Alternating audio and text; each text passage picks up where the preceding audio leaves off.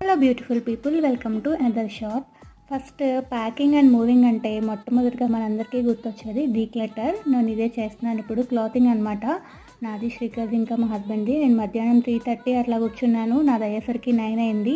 ముగ్గురి సార్ట్అవుట్ చేసి బయటకి ఇవ్వాల్సినవి ఇచ్చేసి అలాగా.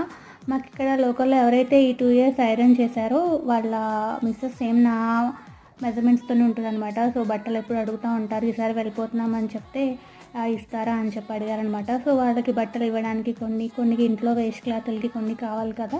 సో అట్లా సార్ట్ చేసుకుంటున్నాను అనమాట. మెయిన్ థింగ్ మనకి ప్యాకింగ్ అండ్ మూవింగ్ అంటే ఇదే ఉంటుంది. ఎందుకంటే కిచెన్లో స్టీల్ సామాన్ అయితే తీయలేం కదా. సో బట్టలు అయితే తీసేయచ్చు అలాగా.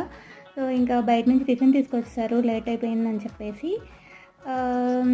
ఇదైతే వాళ్ళకి ఇవ్వాల్సిన లగేజ్ ఇట్లయితే తీసి పెట్టాను. కలకత్తా నుంచి హైదరాబాద్ వచ్చేటప్పుడు అయితే ప్యాకింగ్ అంటే భయం వేసింది, కానీ ఇప్పుడు భయం వేయట్లేదు, అలవాటు అయిపోయింది. So thank you so much for watching.